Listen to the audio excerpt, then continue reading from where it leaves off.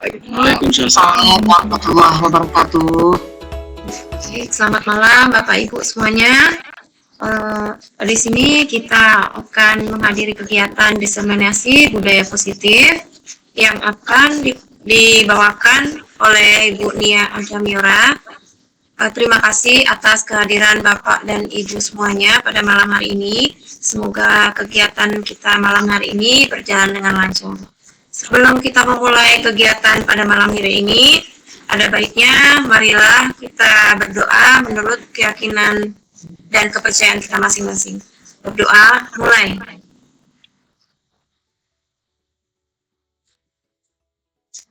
Berdoa selesai. Baik Bapak Ibu, terima kasih atas kehadirannya.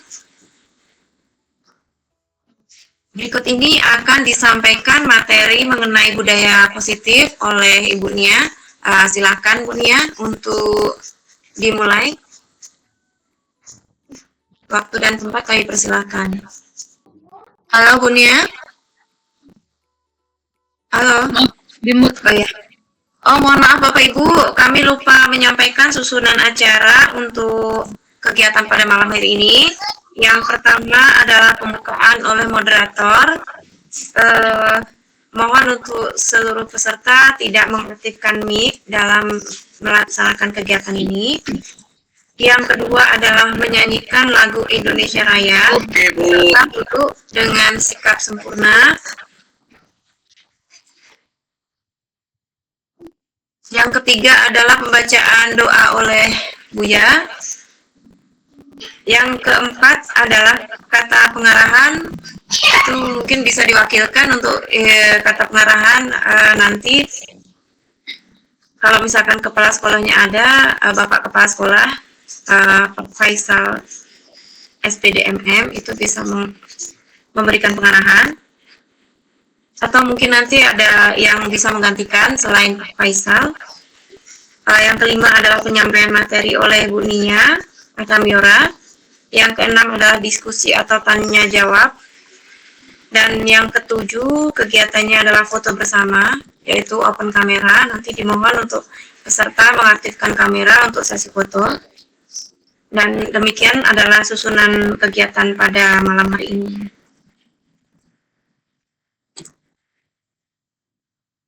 Untuk pembukaan, Bu Nia bisa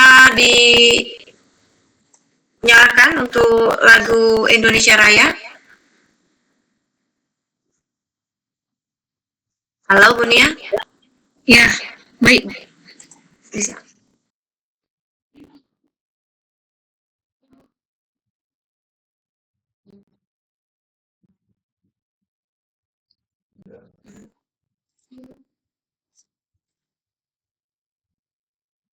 Sebentar ya Bapak Ibu.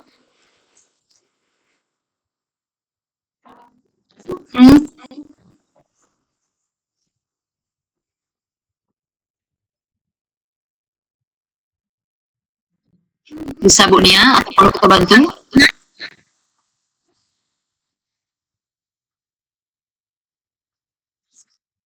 Sudah muncul?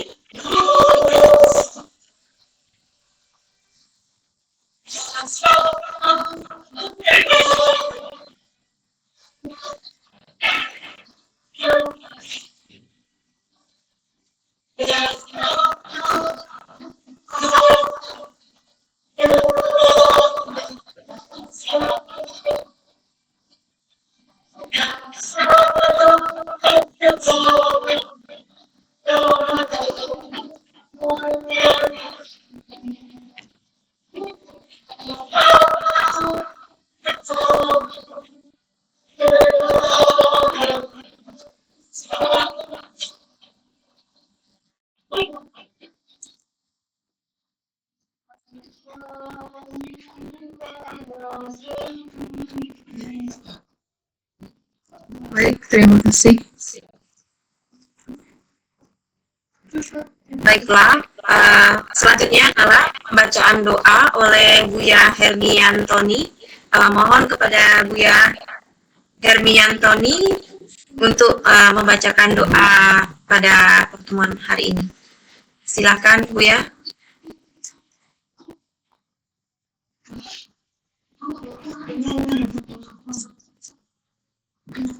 Buya Hermiantoni.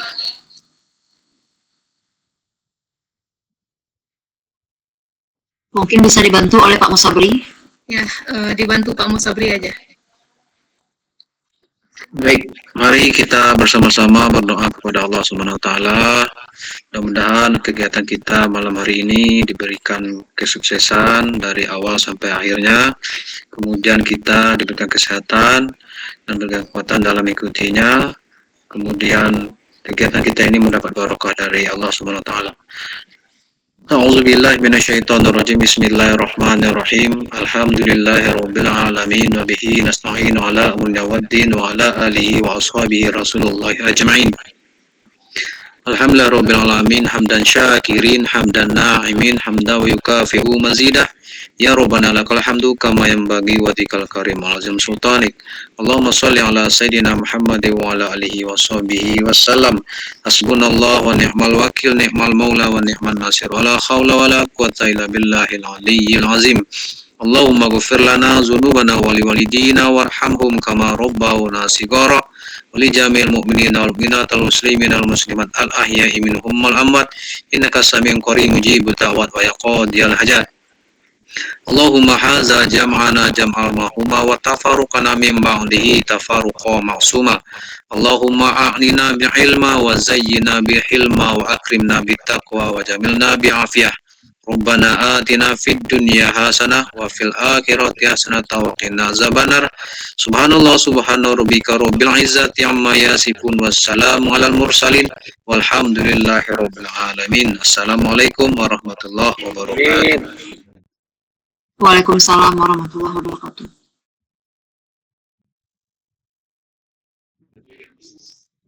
Terima kasih atas doa yang sudah dibacakan oleh Bapak Musabri. Kegiatan berikutnya yaitu kata pengarahan itu bisa dibantu dari siapa? Mungkin Bapak Ibu? Atau mungkin ada yang bisa memberi itu kata sambutan atau pengarahan gitu? Siapa Bunya? Sepertinya Tetap harus ada itu sambutan itu. mungkin Ya. Pak Hermiantoni ada? Atau mungkin Ibu Lara mau memberikan pengarahan atau sambutan gitu, boleh, silakan. Baik, terima kasih. Assalamualaikum warahmatullahi wabarakatuh. Waalaikumsalam warahmatullahi wabarakatuh.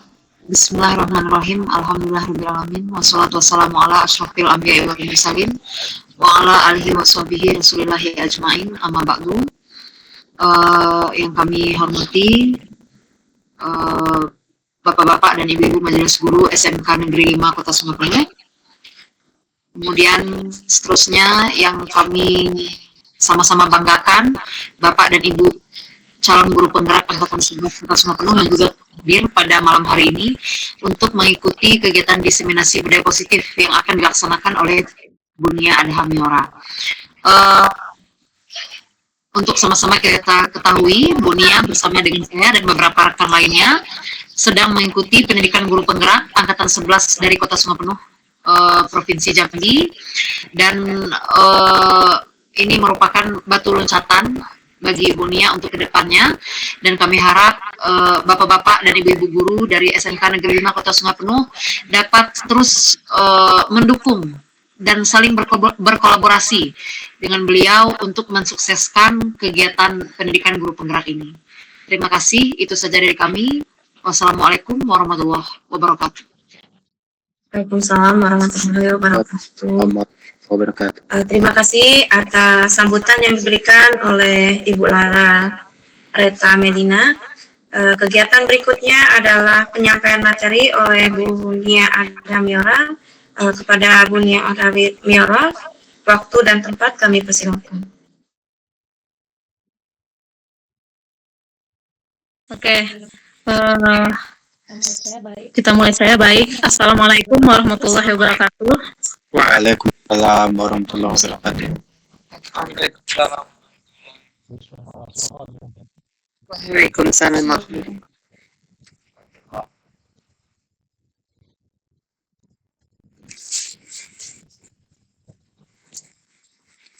Di sini saya ucapkan terima kasih Bapak Ibu yang telah bergabung ya.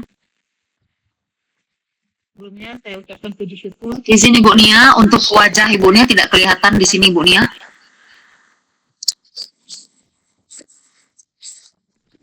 Baik Ibu.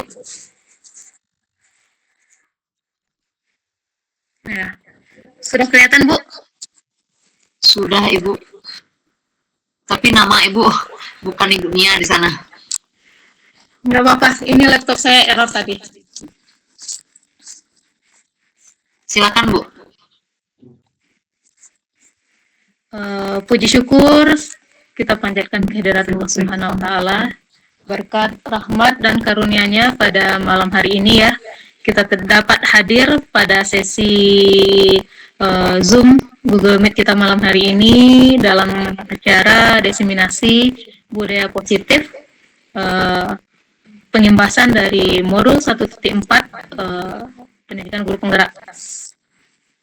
Baik Bapak Ibu, di sini saya akan membersamai Bapak dan Ibu lebih kurang 1 jam ke depan dalam menyampaikan materi tentang diseminasi budaya positif ini. Boleh dilanjutkan Ibu Nuni?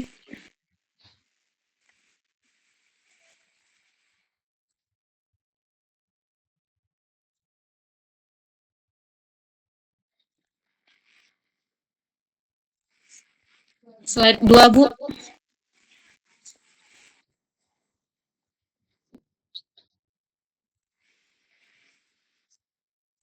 Ya, baik Bapak Ibu, adapun yang melatar belakangi kegiatan kita pada malam hari ini adalah untuk sedikit memberikan gambaran kepada Bapak Ibu tentang budaya positif yang bisa kita terapkan di lingkungan sekolah kita, Bapak Ibu. Nah, tentu budaya positif ini kalau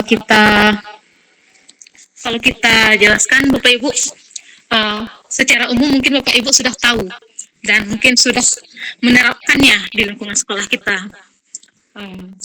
Mungkin Bapak Ibu bisa sedikit memberikan gambaran kira-kira budaya positif apa aja yang sudah Bapak Ibu terapkan di sekolah Bapak Ibu.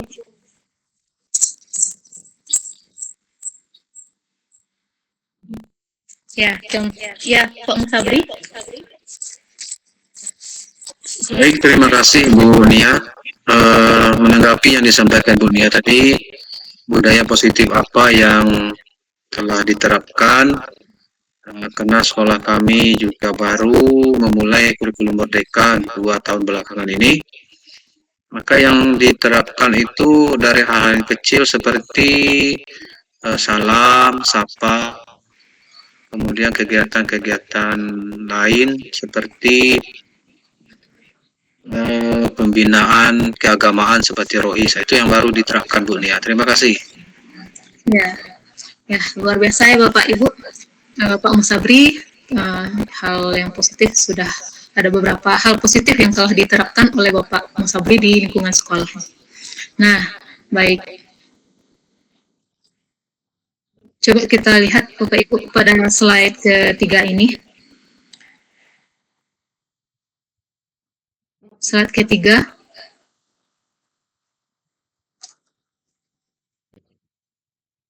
Slide ketiga Ibu Nuni.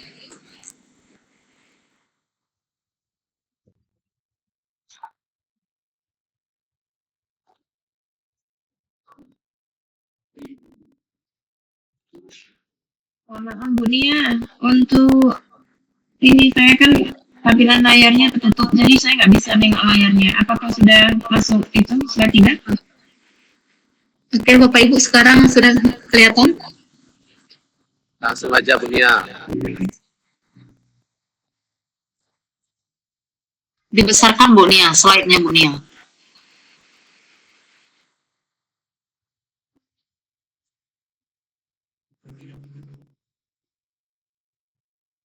Di slideshow aja, slideshow. Baik. Nanti Bapak Ibu. Ya. Nah, coba pada kegiatan ini, coba kita sediakan waktu khusus ya Bapak Ibu ya. Coba kita pejamkan mata, kemudian kita bayangkan kira-kira sekolah impian kita seperti apa, bagaimana suasana sekolahnya, bagaimana sikap gurunya, bagaimana tutur kata guru, bagaimana guru bersikap kepada murid-muridnya, dan bagaimana pula sikap murid-muridnya, bagaimana mereka bisa saling berinteraksi terhadap sesama dan terhadap gurunya. Ya, mungkin di dalam pikiran kita sekarang, kira-kira kita sudah punya pemikiran ya Bapak Ibu, yang terjadi di sekolah kita seperti apa ya? Apakah mendominasi hal yang positif atau hal yang negatif ya? Nah, baik. Coba kita lihat.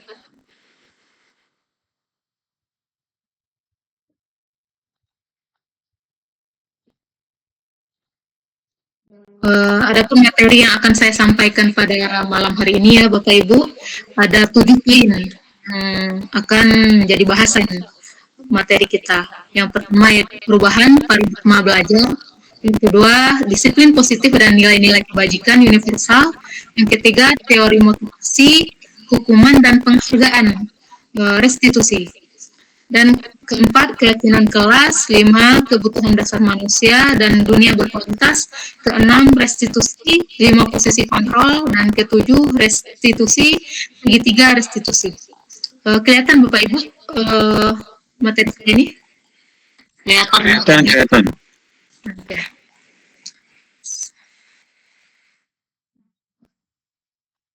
Selanjutnya, yang pertama itu ada perubahan paradigma.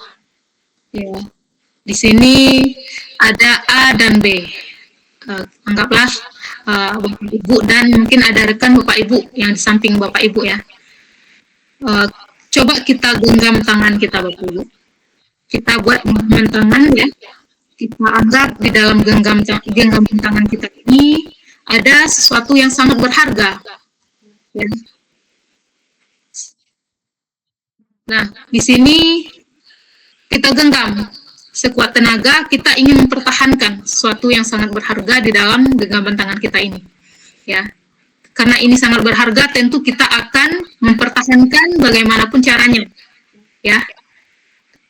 Nah, kemudian datanglah teman kita, contohnya ya Bapak Ibu, yang ingin bujuk kita, ya, bisa merayu, melakukan semacam cara untuk agar kita bisa membuka kepalan tangan kita ini, ya.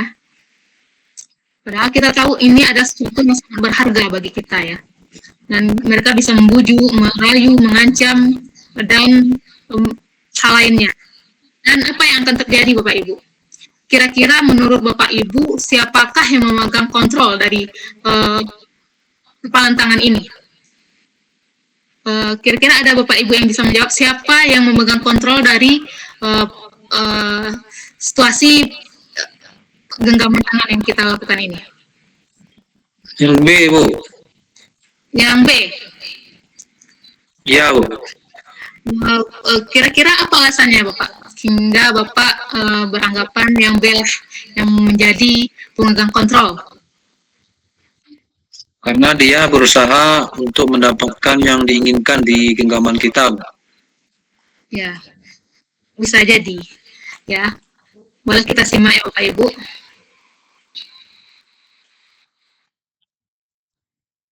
Ya, di sini terjadi kegiatan stimulus dan respon ya Bapak Ibu.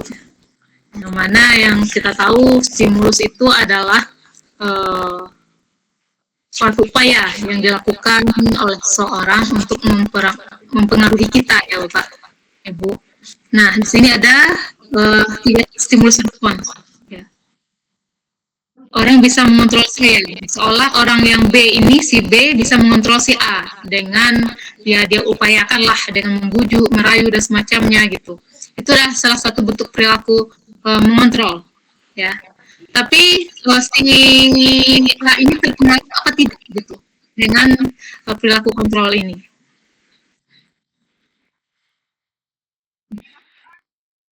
Nah, coba kita simak lagi. Di sini ada semacam ilusi ya. Pandangan kita yang ketika kita melakukan sesuatu, memberikan stimulus dan respon, ilusi mengontrol murid. Ya. Dalam hal ini karena tadi kepalan tangan ya, anggaplah siswa kita yang ingin kita rubah tadi. Nah, di sini ada ilusi guru mengontrol murid. Pada dasarnya kita tidak dapat memaksa murid untuk berbuat sesuatu jika murid tersebut memilih untuk tidak melakukannya. Walaupun tampaknya guru sedang mengontrol perilaku murid. Hal demikian terjadi karena murid sedang mengizinkan dirinya dikontrol. Saat itu bentuk kontrol itu menjadi kebutuhan dasar yang dipilih tersebut. Teori kontrol menyatakan bahwa semua perilaku memiliki tujuan, bahkan terhadap perilaku yang tidak disengaja. Kemudian selanjutnya ada ilusi bahwa semua penguatan positif efektif dan bermanfaat. Penguatan positif atau bujukan adalah bentuk-bentuk kontrol. Segala usaha untuk mempengaruhi murid agar mengulangi suatu perilaku tertentu adalah suatu usaha untuk mengontrol murid tersebut dalam jangka waktu tertentu. Kemungkinan murid tersebut akan menyadarinya dan mencoba untuk membujukan. Kita bisa jadi tergantung pada guru untuk berusaha. Ya, di sini pendapat kita yang menggunakan penguatan positif, Bapak Ibu, bisa berefek pada anak kita, bisa tergantung ya. Misalnya contoh yang bisa kita coba lakukan, misalnya yang anak belajar yang hadir tepat waktu kita kasih reward misalnya. Yang mengumpulkan tugas pertama kita kasih hadiah contohnya ya. Ini efeknya berarti anak ini kontrolnya itu dia ingin mendapatkan hadiah, motivasinya menjadi bukan dari dalam dirinya ya Bapak, tapi lebih ke dalam luar, eksternal dari gurunya ya. Mereka bisa bergantung pada kita nantinya gitu.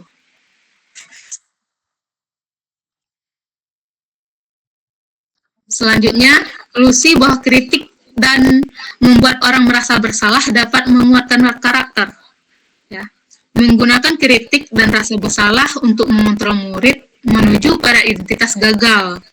Mereka belajar untuk merasa buruk tentang diri mereka. Mereka mengembangkan dialog diri yang negatif.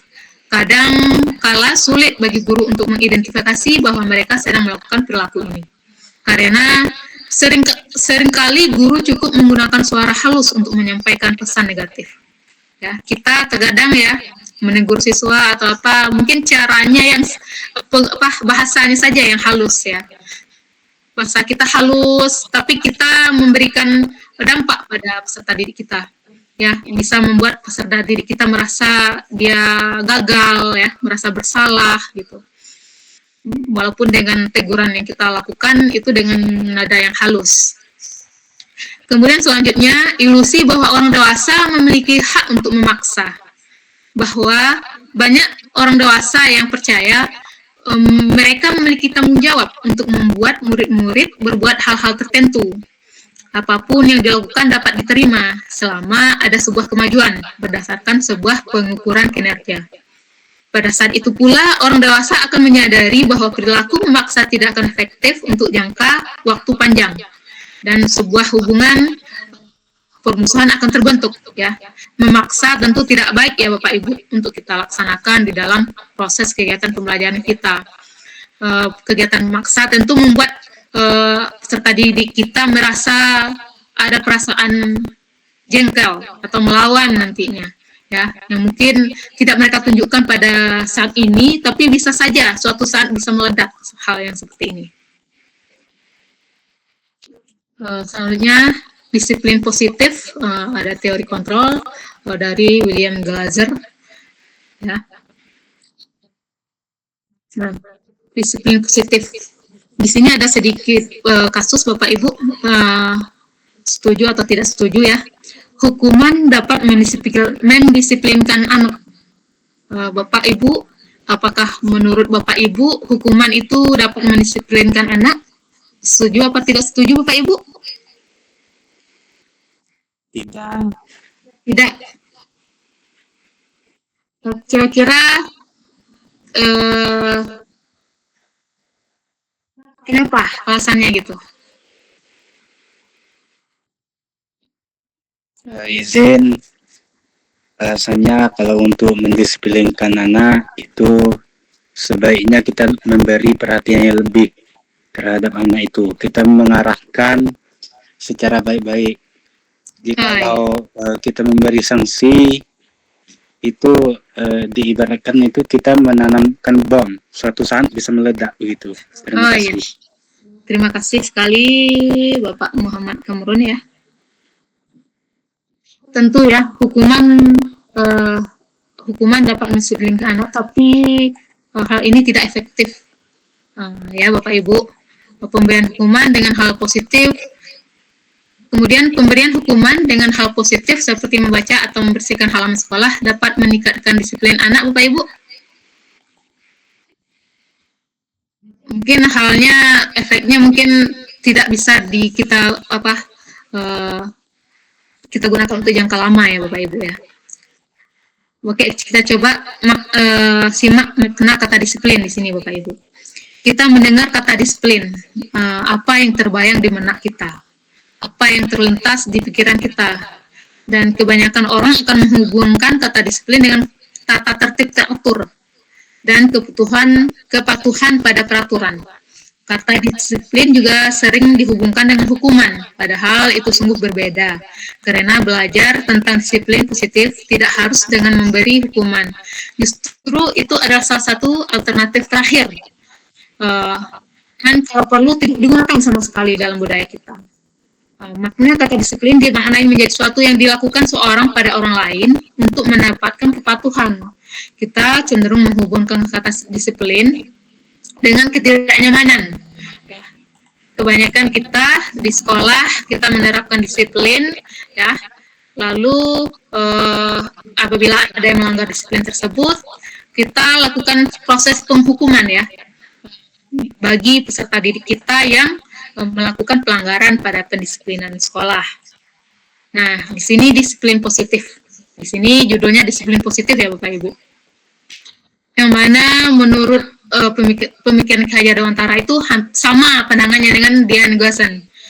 Disiplin diri membuat orang menggali potensinya menuju sebuah tujuan. Apa yang dihargainya, bertanggung jawab, tindakan berdasarkan nilai-nilai kebajikan universal. Namun dalam budaya kita, makna kata disiplin telah berubah menjadi sesuatu yang dilakukan seorang pada orang lain untuk mendapatkan kepatuhan, bukan dengan apa yang kita hargai atau mencapai pencapaian suatu tujuan mulia. Nah, di sini selanjutnya ada nilai-nilai kebajikan universal.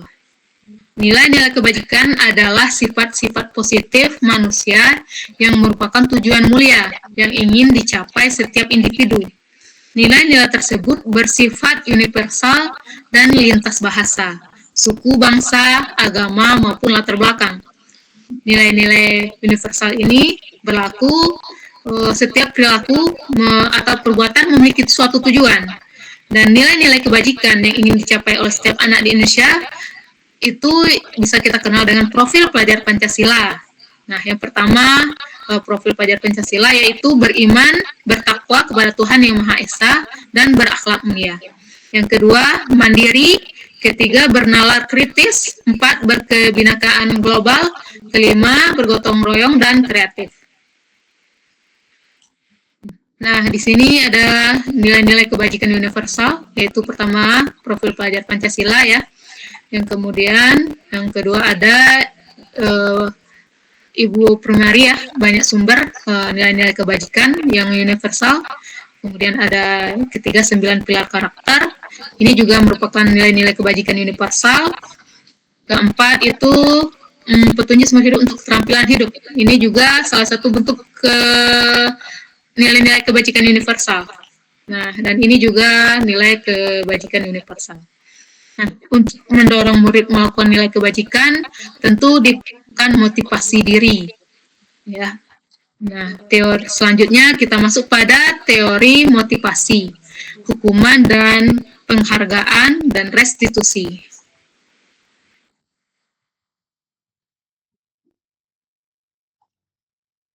Nah, di sini ada sebuah cerita sebagai seorang guru saat Anda hadir mengajar di kelas.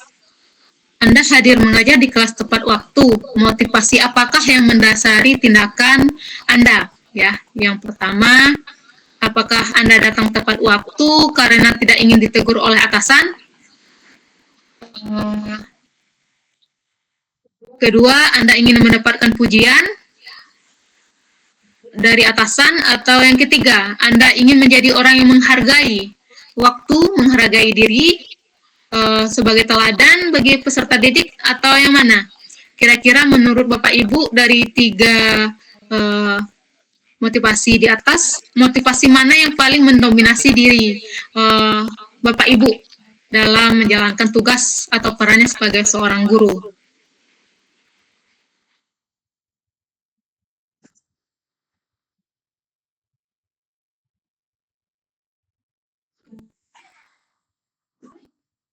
Ya, ya Pak Musabri.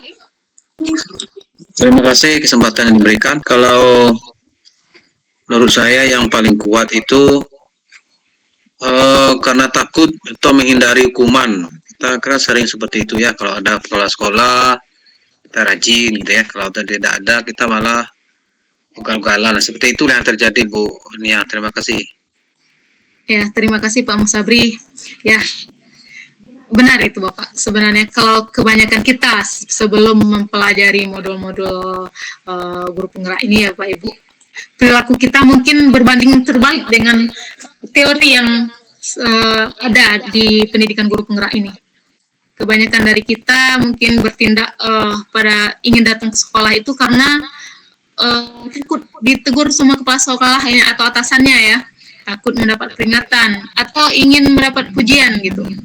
Ibu ini rajin, Bapak ini rajin gitu kan.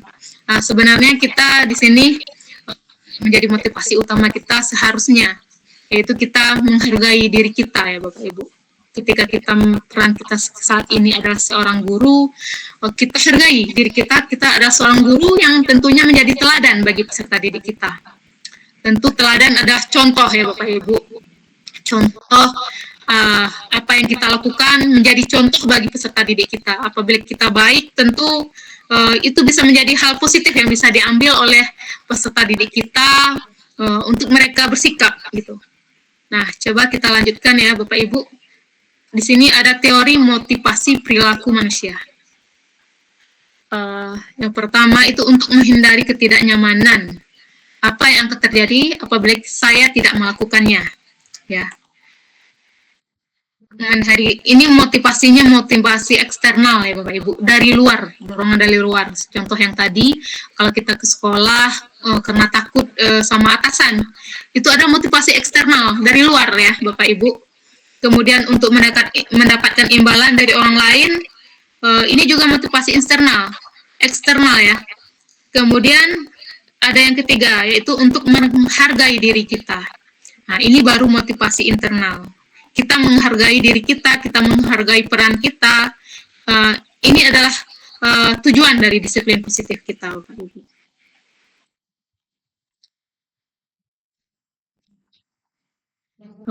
Menurut Bapak Ibu, dari ketiga jenis motivasi yang disebutkan pada pertanyaan sebelumnya, motivasi manakah yang saat ini paling banyak mendasari perilaku peserta didik kita di sekolah? Coba kita bayangkan sekarang situasi di kelas kita seperti apa gitu. Apakah anak-anak itu masuk kelas karena takut kita marahi, mereka belajar tertib, apakah karena takut dengan guru, atau bagaimana? Atau memang mereka punya motivasi belajar yang sangat tinggi gitu. Mereka hadir dengan sungguh-sungguh ya. Nah, selanjutnya strategi apa yang selama ini sudah kita terapkan untuk menanamkan disiplin positif pada murid kita? Dan bagaimana hasilnya pada perilaku-perilaku murid kita? Kemudian juga nilai-nilai kebajikan apa yang Anda rasakan penting saat ini untuk ditanamkan pada murid-murid kita di kelas atau di sekolah kita, dan mengapa? Mungkin strategi yang sudah kita terapkan pada membudayakan disiplin positif sebelumnya ya belum maksimal ya Bapak Ibu. Perilaku anak mungkin masih tidak patuh yang kita inginkan, ya mungkin masih situasi belajarnya masih tidak kondusif. Nah, nilai-nilai kebajikan yang kita terapkan juga belum maksimal pada peserta didik. Nah, kemudian bagaimana kita menyikapi dari peserta didik yang seperti itu apabila di lingkungan kelas kita peserta didiknya tidak patuh ya, berisik lah contohnya misalnya. Nah, apakah untuk menumbuhkan motivasi kita menggunakan hukum atau penghargaan yang sebaiknya kita lakukan? Nah, coba kita simak lagi. Penghargaan berlaku sama dengan hukuman ya Bapak Ibu. Jadi ketika kita memotivasi siswa untuk belajar dengan memberikan penghargaan, itu sama dengan hukuman. Yang mana meminta atau membujuk seorang melakukan sesuatu untuk memenuhi suatu tujuan tertentu dari orang yang tersebut gitu. Kita mencoba mengendalikan mereka, ya, mengendalikan perilaku mereka. Ini efeknya, pengaruhnya jangka pendek dan ini tidak efektif. Kalau jangka pendek efektif, tapi untuk jangka panjang dirasa tidak efektif ya Bapak Ibu. Kemudian penghargaan atau menghukum yang tidak mendapatkan penghargaan, ya ini juga tidak baik ya. Penghargaan menurunkan kualitas, ya, mematikan kreativitas dan mengurangi motivasi dari dalam diri peserta didik kita. Jadi motivasi belajarnya menjadi menurun dari dalam dirinya, karena mereka terpacu ketika kita memberi penghargaan. Jadi motivasi mereka hanya untuk mendapatkan suatu reward atau penghargaan dari kita untuk ketika mereka belajar. Jadi ini tidak efektif untuk kita terapkan dalam proses pembelajaran kita. Dan tentunya penghargaan ini bisa merusak hubungan ya bagi peserta didik kita yang mungkin tidak mendapatkan reward yang kita berikan. Tentu mereka punya perasaan iri terhadap rekannya yang memperoleh reward tersebut. Nah, selanjutnya itu ada hukuman, konsekuensi, dan restitusi. Di sini ada kasus ya, Iva kurang menguasai pelajaran matematika, sehingga pada saat pelajaran tersebut berlangsung dia lebih banyak berdiam diri atau menggambar di buku pelajarannya. Pada saat guru matematikanya, Seno, menanyakan pertanyaan Iva, menjadi gugup dan sengaja menjatuhkan tasnya dari kursi, serta tiba-tiba menjadi gagap pada saat berupaya menjawab. Seluruh kelas pun tertawa melihat perilaku Iva yang bicara tergagap dan terkejut tersebut. Pak Seno pada saat itu membiarkan teman-teman Iva menertawakan yang tergagap dan malunya luar biasa. Dan malahan Iva maju ke depan dan berdiri di depan kelas sambil menunjuk hidungnya karena tidak bisa menjawab pertanyaan dari Pak Seno. Kelas semakin gaduh dan anak-anak pun tertawa melihat Iva dengan kelas di depan kelas memegang ujung hidungnya. Apakah Anda setuju dengan tindakan Pak Seno terhadap IPA dan mengapa? Menurut Anda, tindakan Pak Seno terhadap IPA ada sebuah hukuman atau konsekuensi? Menurut Bapak Ibu di sini, apakah Bapak Ibu setuju dengan tindakan yang dilakukan Pak Seno ini?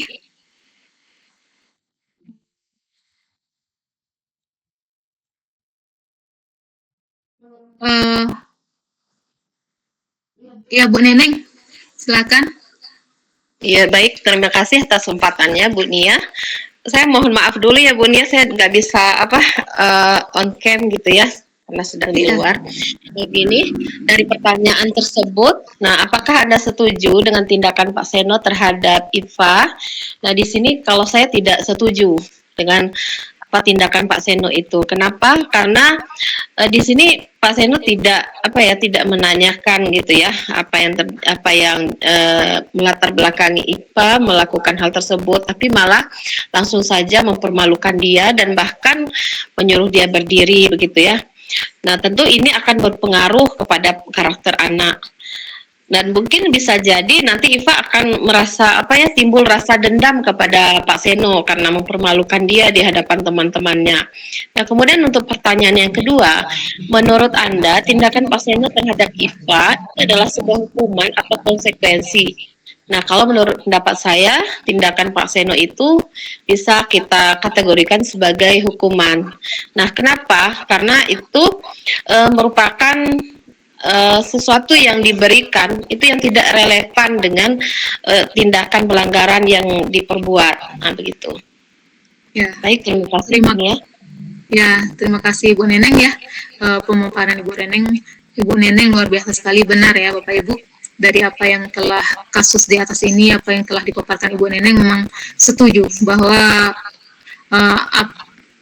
tindakan Pak Seno ini tidak bisa kita benarkan ya, dan bisa menimbulkan efek lain gitu terhadap IPA ini. Bisa saja IPA ini membenci ya, mendendam kepada Pak Seno. Kemudian pada soal kedua itu, ini telah termasuk pada kategori hukuman ya, dan sedangkan kita hukuman itu merupakan hal terendah dari perilaku kita sebagai seorang guru ya Bapak Ibu. Nih, di sini ada hukuman dan konsekuensi, contohnya ya Bapak Ibu ya. Membuat anak sakit fisik maupun hati itu untuk jangka waktu lama itu salah satu bentuk hukuman. Kemudian anak membenci kedisiplinan, konsep diri yang buruk. Anak belajar untuk menyembunyikan kesalahan, itu ada bentuk hukuman ya. Marah, rasa bersalah, dipermalukan, merasa tak dihargai. Itu adalah efek dari kita melakukan hukuman di dalam proses kegiatan pembelajaran kita. Kemudian kalau konsekuensi itu seperti apa? Nah, ini ada membuat anak merasa tidak nyaman dalam jangka waktu pendek ya. Kemudian anak menghargai disiplin, konsep diri yang baik. Anak belajar untuk mematuhi peraturan. Ya, coba kita lanjutkan. Nih, di sini ada hukuman atau konsekuensi. Mencatat 100 kali di dalam buku atau kalimat, saya tidak akan terlambat lagi karena terlambat ke sekolah. Nah, kira-kira 100 kali mencatat seperti ini, itu adalah hukuman apa konsekuensi? Nanti kita cek hasilnya ya. Kemudian lari mengelilingi lapangan basket 2 kali. Terlambat hadir di sekolah. Karena terlambat hadir, dia disuruh untuk mengelilingi lapangan sebanyak 2 kali. Kemudian membersihkan coretan yang dibuat di meja tulis. Nah, kemudian murid diminta untuk push 15 kali karena tidak menggunakan masker ke sekolah. Kemudian menggantikan kertas tugas teman yang telah dicoret-coret. Berjemur di lapangan basket pukul 12 siang karena mengobrol dengan teman. Nah, ini yang mana menjadi kategori hukuman atau konsekuensi. Nah, coba kita cek ya Bapak Ibu. Oh, ini masih ada. Murid diminta bertelanjang kaki sepanjang hari karena tidak menggunakan sepatu. Kemudian berdiri di depan kelas sambil mengangkat kaki satu karena tidak bisa menjawab pertanyaan. Nah, ini ada banyak sekali pertanyaan. Coba kita langsung cek pada hasilnya ya Pak Ibu. Nah, tadi mencatat 100 kali dalam buku itu adalah bentuk hukuman ya Bapak Ibu. Kemudian lari mengelilingi lapangan basket juga termasuk hukuman. Kemudian membersihkan coretan yang dibuat di meja tulis itu adalah konsekuensi. Ya, yang mana ketika kita melakukan kesalahan, contohlah seperti yang ada sekarang ini, yaitu membersihkan coretan yang telah dibuat anak itu di meja tulis. Itu ada bentuk konsekuensinya karena dia telah mencoret meja tulis itu, dan tentu dia harus menghapusnya untuk konsekuensinya. Kemudian murid diminta untuk push up 15 kali karena tidak menggunakan masker ke sekolah. Ini juga bentuk hukuman ya. Kemudian menggantikan kertas tugas teman yang telah dicoret-coret. Ini adalah konsekuensi. Yang mana apabila ada teman yang seorang siswa mencoret buku temannya, tentu dia harus menerima konsekuensinya dengan dia harus mengganti kertas buku tersebut. Kemudian berjemur di lapangan basket pukul 12 siang karena mengobrol dengan teman. Ini adalah bentuk hukuman. Nah, jadi dari beberapa contoh kasus ini dapat saya simpulkan ya, yang mana hukuman itu pada umumnya itu bentuknya fisik ya Bapak Ibu, dan sedangkan konsekuensi itu adalah cara solusi dari permasalahan yang dilakukan peserta didik. Kemudian dia harus menyelesaikan problemnya dengan mengatasinya dengan cara yang sesuai dengan masalahnya. Gitu.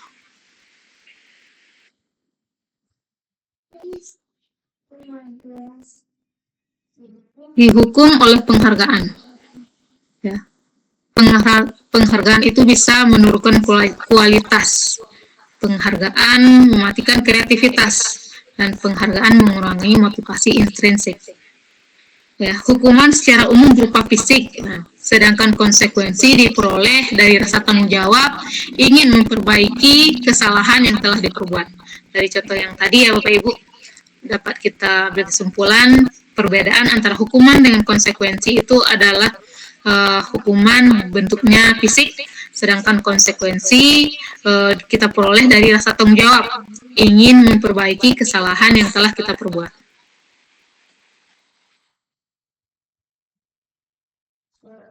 Selanjutnya, apakah untuk menciptakan disiplin positif kita dapat menerapkan konsekuensi? Ya, yang terbaik yaitu restitusi ya Bapak Ibu. Bukan konsekuensi, tapi lebih tepatnya kita ke restitusi. Apa itu restitusi? Restitusi yaitu proses menciptakan kondisi bagi murid untuk memperbaiki kesalahan mereka, sehingga mereka bisa kembali pada kelompok mereka dengan karakter yang lebih kuat. Perlu kolaboratif dari guru bersama murid mencari solusi dengan membantu berpikir tentang orang seperti apa yang mereka inginkan dan bagaimana memperlakukan orang lain. Di sini ada identitas gagal dan identitas sukses. Kalau hukuman itu ada termasuk pada identitas gagal. Dan identitas sukses itu bisa diterapkan dengan disiplin, konsekuensi, dan restitusi. Kalau konsekuensi ini lebih netral ya Bapak Ibu. Kalau hukuman negatif, dan restitusi adalah solusi yang paling tepat, yang itu positif.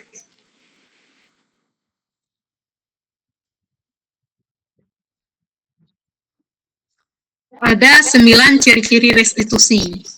Yang pertama, bukan untuk menebus kesalahan, namun untuk belajar dari kesalahan. Yang kedua, memperbaiki hubungan. Dan ketiga, tawaran, bukan paksaan.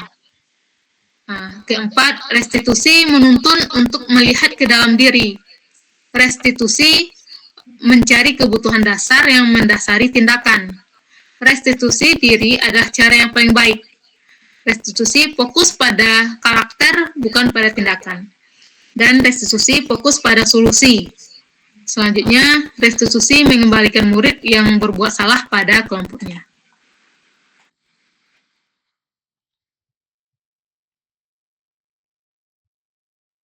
Selanjutnya, keyakinan kelas.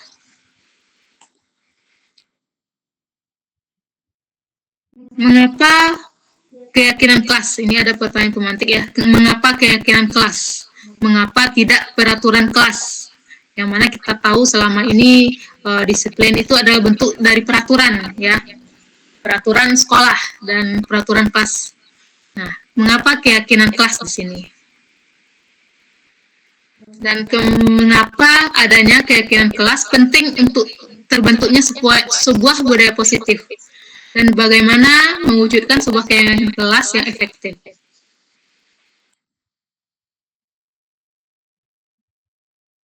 Ini ada contoh mengapa kita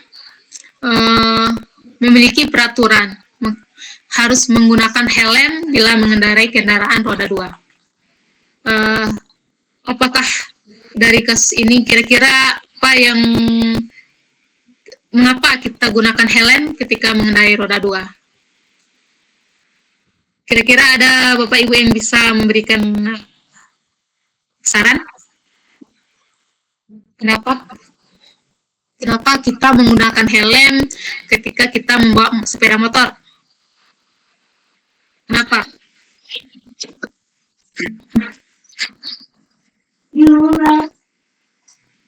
Ya, Pak Musabri. Nah, sepertinya kita pertama itu menghindari pelanggaran lalu lintas gitu ya, seperti kena tilang. Kemudian yang kedua ya untuk menjaga keselamatan kita sendiri. Mungkin itu yang mendasari kita menggunakan helm. Iya. Berarti ini ada dua motivasi ya Bapak Ibu. Ada motivasi eksternal dan internal. Internalnya ya karena kita takut nanti karena kita percaya bahwa dengan menggunakan helm apabila terjadi suatu hal yang mungkin tidak kita inginkan, kepala kita mungkin akan terlindungi dari benturan ya. Kemudian motivasi eksternalnya itu adalah kita takut nanti mungkin akan ditilang oleh polisi lalu lintas ya. Jadi ada dua motivasi di sini. Nah, selanjutnya mengapa kita memiliki peraturan 3M? Menggunakan masker, mencuci tangan, dan menjaga jarak ya. Ini adalah salah satu bentuk kita menjaga diri kita dari pada saat kasus kemarin itu ya, COVID-19, untuk menjaga diri kita dari terserang virus-virus COVID kemarin. Dan tentu kita ingin menjaga kesehatan. Tadi pendapat dari Pak Musabri luar biasa, terima kasih sekali. Ada dua motivasi ya tadi dari Pak Musabri, motivasi internal dan motivasi eksternal. Nah, selanjutnya juga pada kasus yang ketiga ini, mengapa kita memiliki peraturan harus datang tepat waktu pada saat mengikuti pelatihan. Nah, untuk mendukung motivasi intrinsik, kembali ke nilai-nilai keyakinan, yang mana lebih menggerakkan seorang dibandingkan mengikuti serangkaian peraturan-peraturan.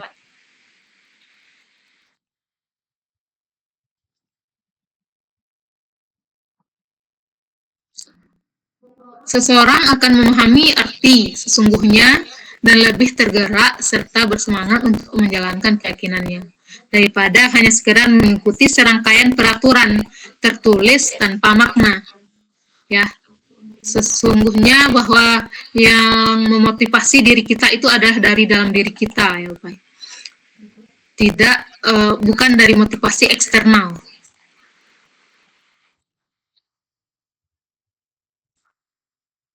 Awal memulai budaya positif dan yaitu dengan menerapkan keyakinan kelas.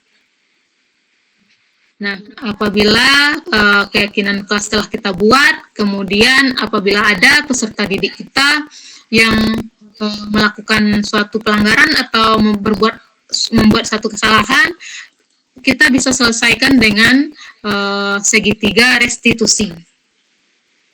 Nah, apa itu keyakinan kelas? Keyakinan yaitu nilai-nilai kebajikan universal yang disepakati secara tersirat dan tersurat, lepas dari latar belakang suku, negara, bahasa, maupun agama.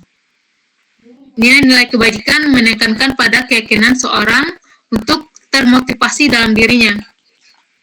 Nah, keyakinan kelas ini bisa kita terapkan bersama-sama peserta didik kita di dalam kelas, ya, dengan kita sepakati secara bersama. Kita sebagai guru tidak memaksa peserta didik kita mematuhi suatu keyakinan kita, tapi kita memberikan pendapat. Kita mewadahi mereka untuk saling memberikan pendapat dalam membentuk suatu keyakinan kelas. Nah, di sini ada prosedur pembentukan keyakinan kelas. Yang pertama yaitu mempersilahkan murid-murid di kelas untuk bercurah pendapat tentang peraturan yang perlu disepakati di kelas. Kemudian mencatat semua masukan-masukan para murid di papan tulis atau di kertas. Kemudian ganti kalimat-kalimat dalam bentuk negatif menjadi kalimat yang positif. Kemudian ajak murid untuk menemukan nilai kebajikan atau keyakinan yang dituju dari peraturan yang dibuat. Dan selanjutnya tentukan beberapa peraturan yang bisa dijadikan satu payung nilai kebajikan. Dan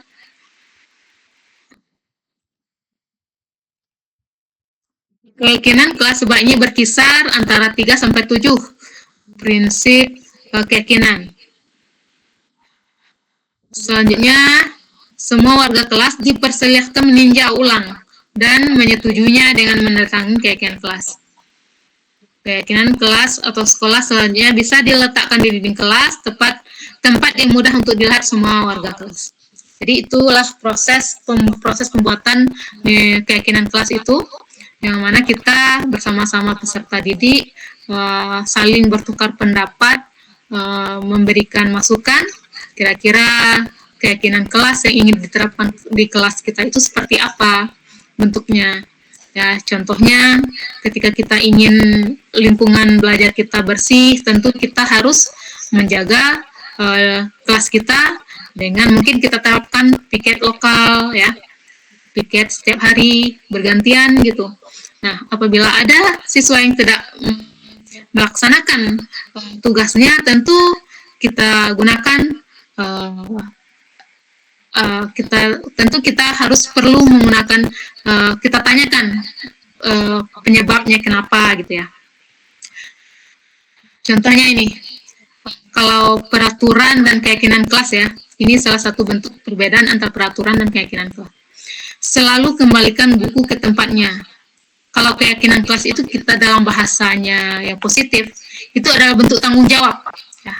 Ketika kita meminjam suatu buku di pustaka atau di ruang kelas kita yang mungkin ada pojok literasinya, ketika kita mengambil buku, tentu kita harus kembalikan ke tempatnya.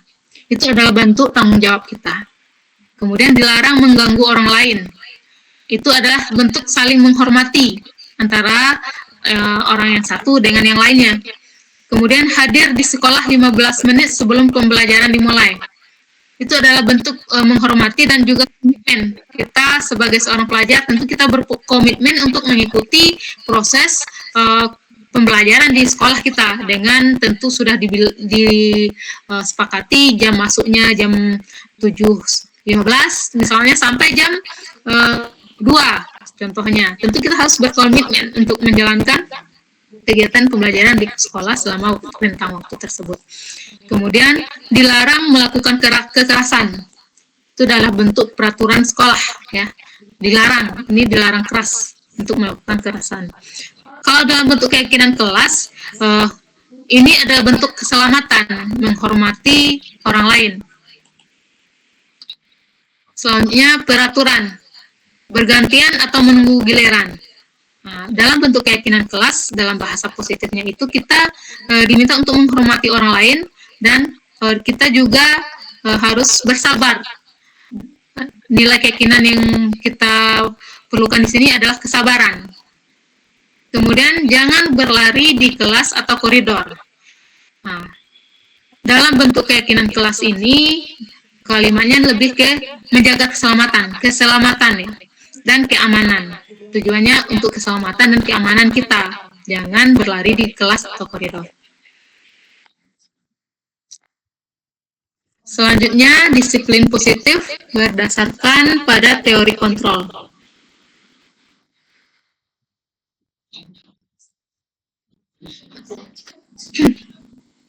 Dinyatakan bahwa ada suatu tujuan di balik sebuah perilaku manusia. Murid memiliki tujuan di balik perilaku mereka. Salah satunya adalah untuk memenuhi kebutuhan dasar mereka.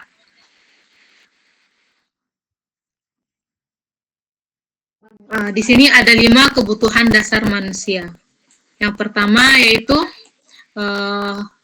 kebutuhan dasar kita butuh kebutuhan cinta dan kasih sayang, dicintai ya. Kemudian kesenangan, kebebasan, penguasaan, dan bertahan hidup. Ini ada 5 kebutuhan dasar dari manusia. Di sini ada kasus. Yang pertama, Ibu Ambar, guru wali kelas 10, sedang menghadapi ulah salah satu siswa di kelasnya, itu Doni.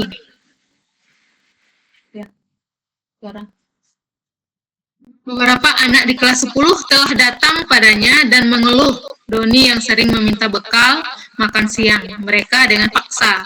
Jika Anda hadapi situasi seperti Ibu Ambar, apakah yang akan Anda lakukan? Menurut Anda, kira-kira apa alasan Doni melakukan hal ini? Baik, merujuk pada situasi yang sedang dihadapi oleh Ibu Ambar di atas dalam konteks penegakan disiplin positif, yang mana si Doni ini ternyata telah membuat sedikit masalah di kelasnya, yang mana siswanya teman-temannya mengeluh karena si Doni ini telah seringkali meminta bekal makan siang dari teman-temannya. Nah, kira-kira dari di atas nilai kebutuhan apa yang sedang berusaha dipenuhi oleh Doni? Ayo coba kita lihat lagi. Yang pertama itu kebutuhan dari sisi kebutuhan bertahan hidup.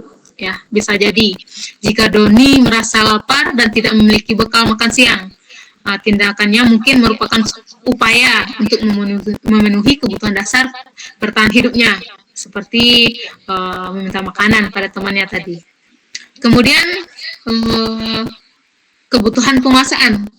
Jika Doni merasa hebat ketika temannya patuh pada permintaannya, ini bisa mencerminkan kebutuhan akan penguasaan atau pengakuan atas kemampuannya, ya. Namun bisa jadi si Doni ini ingin menguasai teman-temannya ya dengan meminta makanan teman-temannya tadi. Kemudian kebutuhan kasih sayang dan rasa diterima. Doni mungkin merasa senang dan saat temannya memberi perhatian atau mengikuti permintaannya, yang mencerminkan kebutuhan akan kasih sayang dan rasa diterima. Ya, bisa jadi juga si Doni ini membutuhkan kasih sayang dari teman-temannya, sehingga dia mencoba mencari perhatian dengan meminta makanan dari temannya agar dapat perhatian gitu. Kemudian kebebasan. Beberapa anak ingin memiliki kebebasan dalam memilih makanan mereka. Doni mungkin bosan dengan bekal yang sama setiap hari dan ingin mencoba variasi. Ya, bisa jadi juga bahwa si Doni ini meminta makanan pada temannya karena dia mungkin bosan dengan menu yang disiapkan orang tuanya dari rumah yang ia bawa ke sekolah tersebut. Nah, selanjutnya ada kesenangan. Doni mungkin merasa senang melihat reaksi temannya terhadap tindakannya, yang mencerminkan kebutuhan akan kesenangan dan kebahagiaan dalam bermain. Ya, bisa jadi sikap Doni tadi yang ia lakukan hanya untuk bersenang-senang dengan temannya. Nah, dengan pemahaman ini, Ibu Ambar dapat mengambil tindakan yang lebih bijaksana. Jika Doni lapar, Ibu Ambar bisa berbicara dengan orang tua Doni, orang tuanya untuk memastikan ia memiliki bekal yang cukup.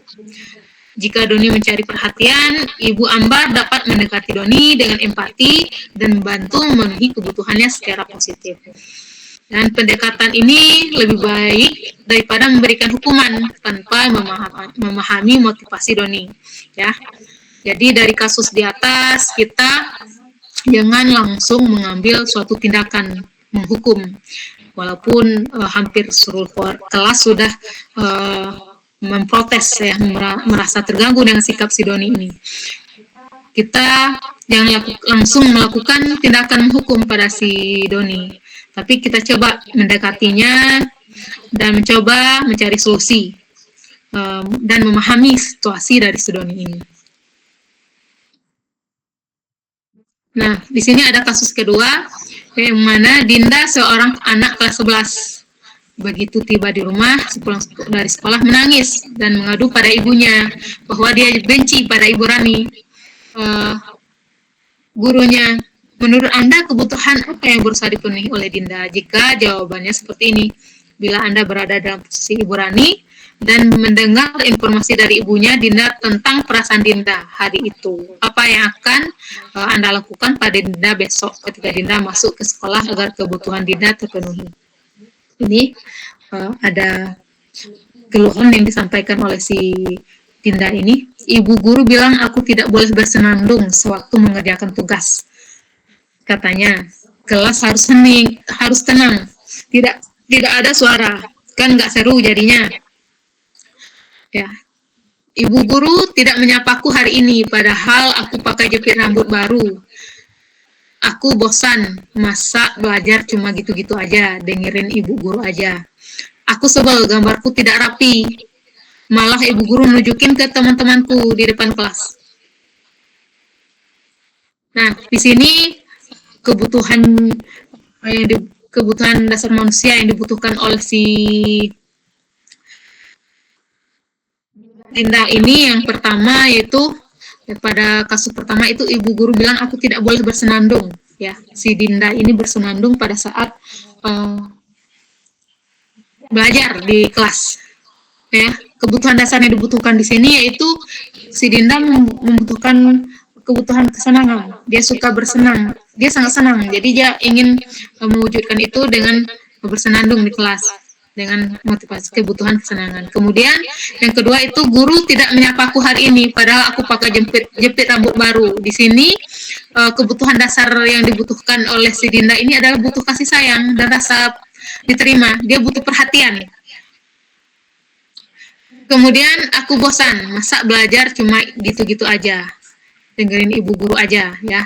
Di sini berarti si Dinda ini butuh kebebasan karena dia merasa bosan dengan pembelajarannya. Dan selanjutnya aku sebel, gambarku tidak rapi, malah ibu guru nunjukin ke teman-teman aku di depan kelas. Ini salah satu bentuk penguasaan. Nah, dalam menghadapi peserta didik yang memiliki masalah-masalah seperti pada kasus di atas, apa yang dapat kita lakukan sebagai guru? Lalu posisi kontrol apa yang bisa kita pakai? Mari kita bahas tentang 5 posisi kontrol yang bisa kita terapkan sebagai seorang guru. Di sini ada posisi penghukum, yang pertama, kemudian pembuat merasa bersalah, yang ketiga ada teman, pemantau, dan manajer. Posisi kontrol yang penghukum ini adalah urutan paling bawah ya Bapak Ibu, yang mana guru percaya bahwa cara dia yang terbaik. Menghukum itu menurut adalah cara yang terbaik, padahal ini salah. Dengan menghukum ya, dengan mengucapkan kata-kata seperti kamu salah terus, selalu pasti kamu yang terakhir. Patuhi aturannya ya, awas kalau salah, itu adalah bentuk posisi kontrol penghukum. Kemudian pembuat rasa bersalah. Guru menggunakan intonasi yang lebih rendah ya, berbicara lebih lemah lembut. Ya, contohnya ibu sangat kecewa kepada kamu. Berapa kali lagi ya bapak harus memberitahu kamu gitu. Bagaimana kalau orang tuamu tahu atas kesalahanmu? Jadi nada bicaranya lebih halus dibandingkan pada posisi penghukum. Kemudian ada posisi kontrol sebagai teman.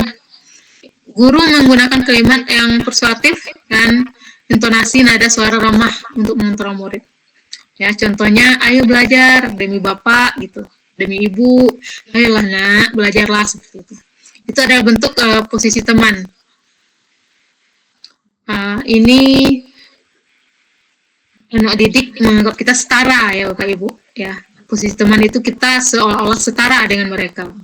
Kemudian posisi pemantau. Guru selalu mengawasi murid dan bertindak sesuai pada peraturan sekolah dan konsekuensi. Ya, contohnya peraturannya apa yang telah kamu lakukan. Jadi apabila ada peserta didik kita melakukan kesalahan, kita kembali pada peraturan sekolahnya ya, sebagai pemantau gitu. Kita peraturannya apa gitu. Nah, apa yang telah kamu lakukan, konsekuensinya apa gitu. Ini lebih ke pemantau, kembali pada peraturan yang telah peraturan atau aturan sekolah kita masing-masing. Nah, yang paling bagus yaitu posisi manajer, yang mana guru mendukung murid menemukan solusi atas permasalahannya sendiri. Guru mempersilahkan murid menjawabkan perilakunya. Guru mendukung murid untuk merdeka, mandiri, dan bertanggung jawab. Menggunakan restitusi untuk mengajak murid menganalisis keadaan untuk memperbaiki kesalahannya. Apa yang kita yakini? Ya, kita kembalikan pada anak.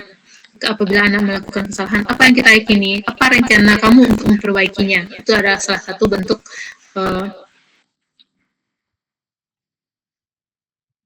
Nah, di sini juga ada video ya, tapi sepertinya tidak bisa diputar juga.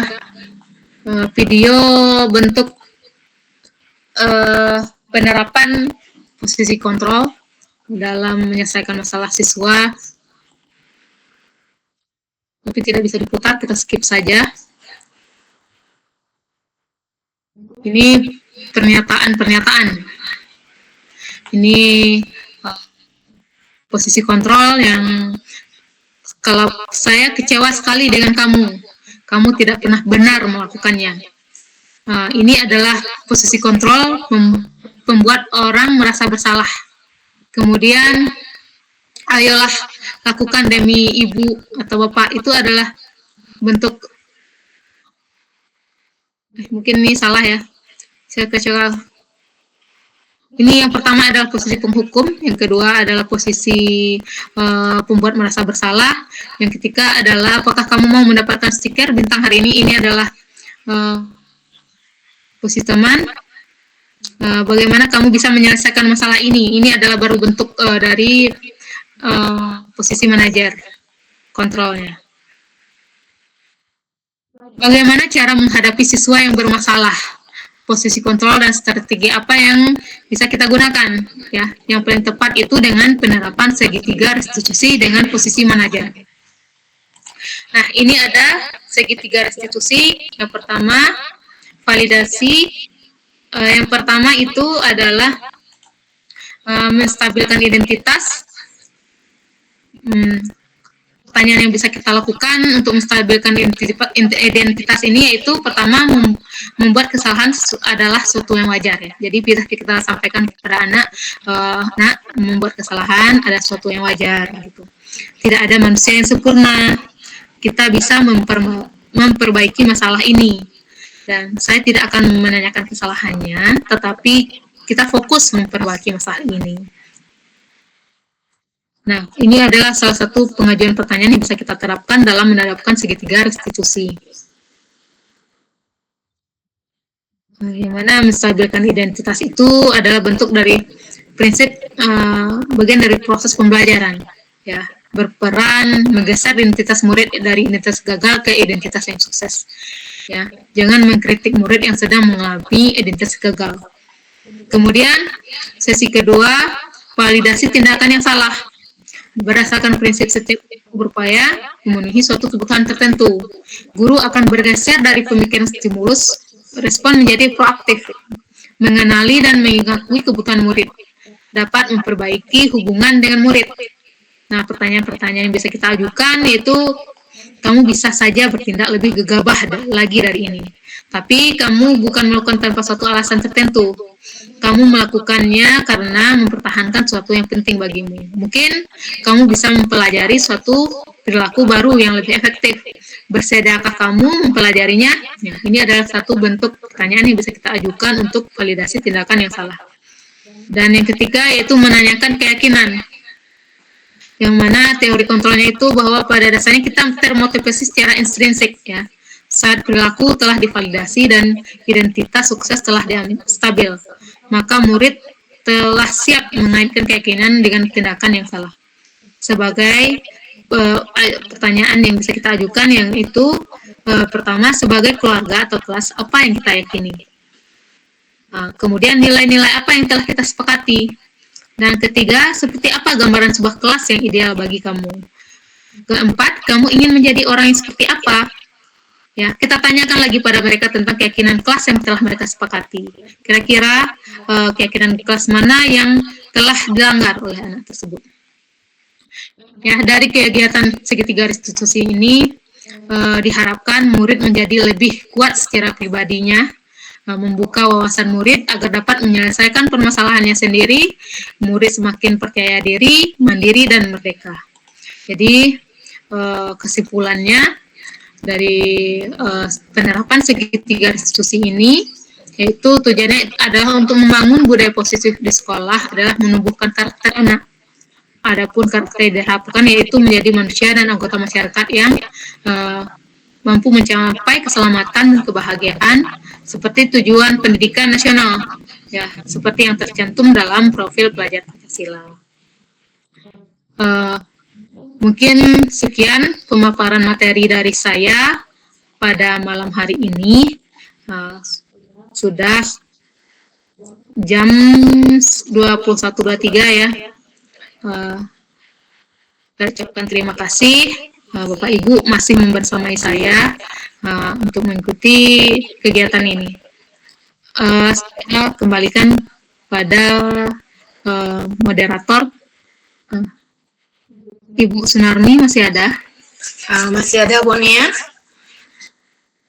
Baik, terima kasih atas penyampaian materinya Ibu Nia Adamiora. Kemudian adalah diskusi dan atau tanya jawab yang akan saya pandu. Jadi saya memberikan kesempatan untuk 2 orang saja, Bu Nia, untuk melaksanakan kegiatan diskusi pada hari ini. Silakan Bapak Ibu yang sudah raise hand, Bu Widiawati ya? Ya, ada Bu Widiawati masih aktif atau salah pencet ini? Mungkin ada Bapak Ibu yang lain yang memberikan pertanyaan atau mungkin memberikan saran serta masukan kepada ibunya, Pak Musabri. Baik, silakan Pak Musabri, waktu dan tempat kami persilakan. Baik, terima kasih, luar biasa sekali. Saya sangat mengapresiasi penyampaian dari Bu Nia malam hari ini, sangat luar biasa, di mana dari awal tadi sudah dipaparkan dengan sangat rinci dan runut gitu ya. Tentu hal ini membuka cakrawala berpikir kita sebagai seorang guru, bahwasanya memang memberikan pendidikan dan pelayanan kepada murid kita tidaklah mudah dan gampang. Nah, yang masih menjadi pertanyaan saya, ketika kita menerapkan segitiga restitusi, ada posisi manajer tadi yang terbaiknya ya. Kalau kita sebagai penghukum itu yang paling rendah. Nah, langkah awalnya seperti apa kita memulai menerapkan restitusi, segitiga restitusi, sehingga kita bisa memposisikan diri kita sebagai manajer. Saya pikir pertanyaan saya cukup jelas ya, Bu Moderator. Ya, terima kasih. Ya, baik Pak, terima kasih atas pertanyaan yang sudah diajukan. Untuk pertanyaan kedua kami buka lagi, silakan Bapak Ibu yang mau mengajukan pertanyaan. Silakan raise hand. Mungkin Bu Widiawati atau Bapak Ibu yang lain. Assalamualaikum. Oh, mana ini harus sukan tadi. Sukan mana? Halo, mungkin ada lagi pertanyaan yang lain? Atau kita jawab aja dulu, Bu Nia, bagaimana ini?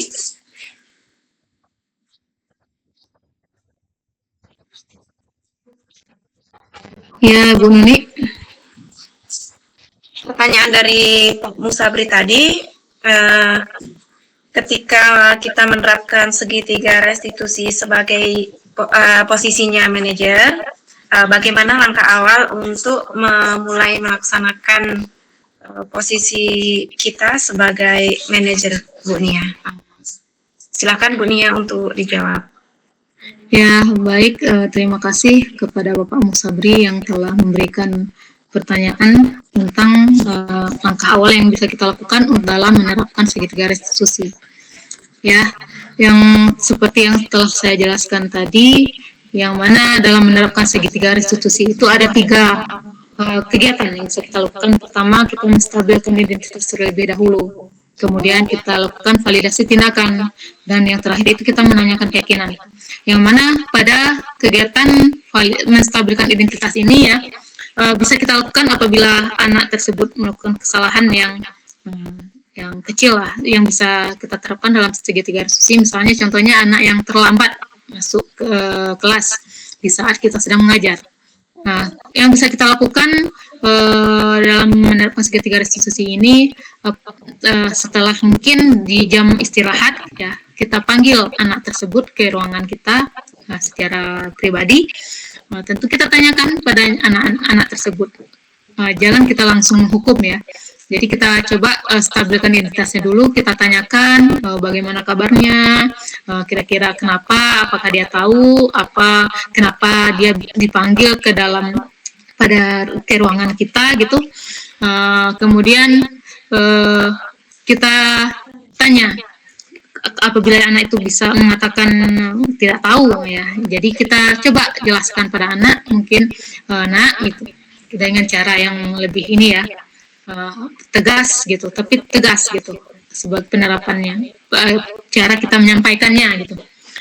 Tadi ibu lihat kamu terlambat gitu, masuk kelas, kira-kira kenapa tadi terlambat gitu. Kita bisa bertanya seperti itu untuk menstabilkan identitasnya, dan kita bisa bertanya lagi. Setiap orang itu melakukan kesalahan gitu ya. Salah satu bentuknya tadi terlambat masuk sekolah itu adalah bentuk penerapan menstabilkan identitas. Kemudian benar, kamu tahu kan gitu, terlambat itu tidak baik dalam proses pembelajaran. Itu adalah bentuk kita validasi tindakan yang salah pada anak tadi, bahwa dia telah telat gitu. Itu adalah bentuk yang salah dalam dalam mengikuti proses pembelajaran. Dan yang ketiga itu ada menanyakan keyakinan. Yang menanyakan keyakinan di sini yaitu, keyakinan kelas apa yang sudah kamu langgar pada saat terlambat datang sekolah tadi. Tentu keyakinan yang telah disepakati itu kita harus hadir tepat waktu. Berarti anak telah melanggar keyakinan kelasnya, ya, komitmennya dalam mengikuti proses pembelajaran.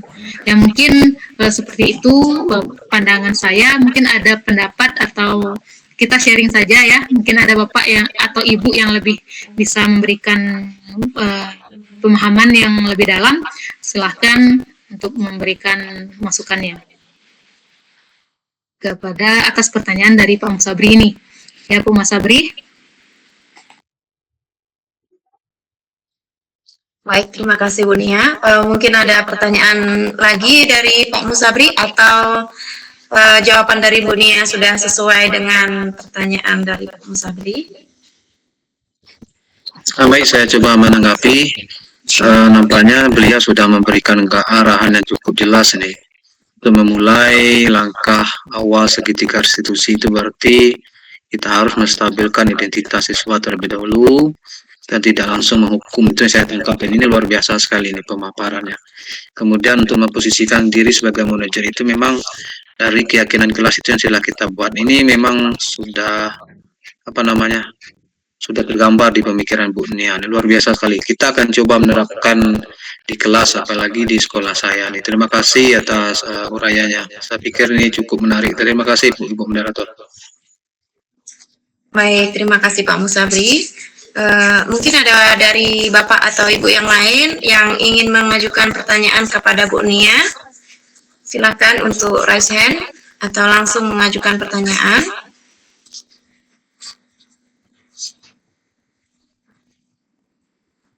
Sepertinya nggak ada lagi nih Bu Nuni. Sepertinya tidak Kayaknya ada. udah ngantuk semua ini. Oh iya, baiklah. Setengah 10. Iya, ini apa? Kami minta tolong untuk Bapak Ibu menyalakan kameranya untuk kita berfoto bersama sebelum kita mengakhiri kegiatan pada malam hari ini.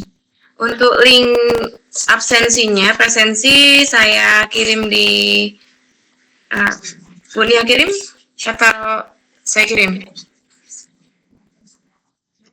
Boleh Bu Nuni langsung dikirimkan. Oke.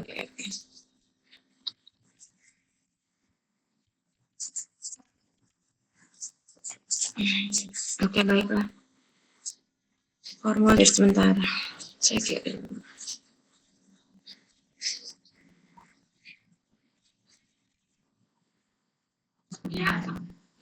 Bisa Bu Nia? Tolong dikirim Bu Nia. Bisa dikirim di chat Bu Nia? Satu kendala jaringan ini.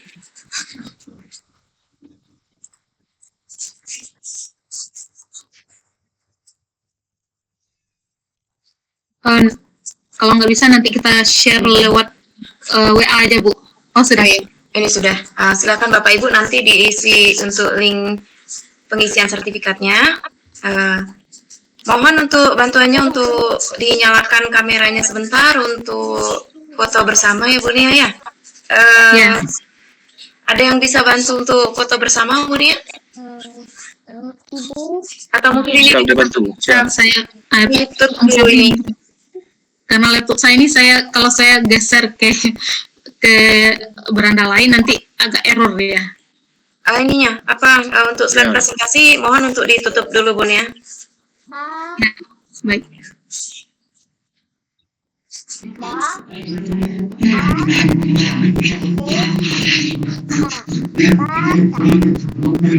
Yang screenshot siapa Bu Nia? Ada? Kami nggak bisa juga ini. Boleh bantu Pak Musabri? Siap. Kita bantu. Baik Bapak Ibu, silakan diaktifkan kameranya. Kita akan mendokumentasikan kegiatan malam hari ini. Bapak Ibu, lihatkan wajah ganteng dan cantiknya ya. Nanti akan saya pandu dengan model pertama, gaya literasi, tangan menyilang di depan dada. Silakan Bapak Ibu. Ya. Baik, Bapak, Ibu, silakan diikuti. Ya, kita mulai ya. Siap, ditahan dulu. 1, 2, 3. Ulangi. Tahan dulu. 1, 2, 3. Oke, selesai. Untuk berikutnya, silakan dipandu Ibu Nia. Baik, untuk gaya selanjutnya kita kasih semangat saja. Semangat ya Bapak Ibu. Walaupun sudah tengah malam ya. Sudah setengah 10. Terima kasih. Oke, saya hitung Bapak Sabri. 1, 2, 3.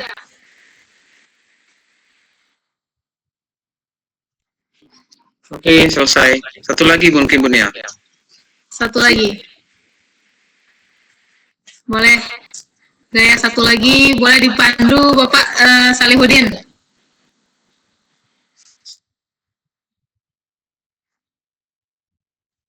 Hidupkan mic-nya Bapak. Hidupkan mic-nya. Gayanya Pak. Untuk gaya berikutnya sarangi saja Bu. Boleh.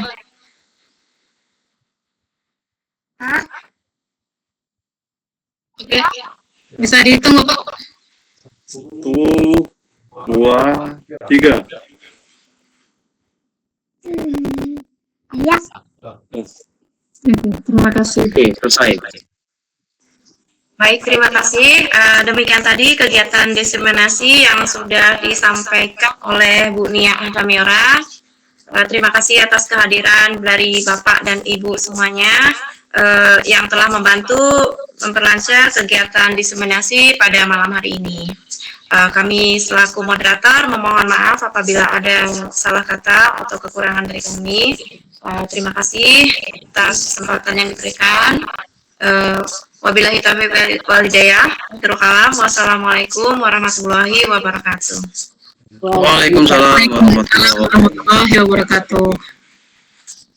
Terima kasih Bu Nia. Terima kasih banyak Bapak Ibu yang telah bergabung. Mohon izin undur diri ya. Ya. Terima kasih banyak Bu Nuni. Terima kasih banyak.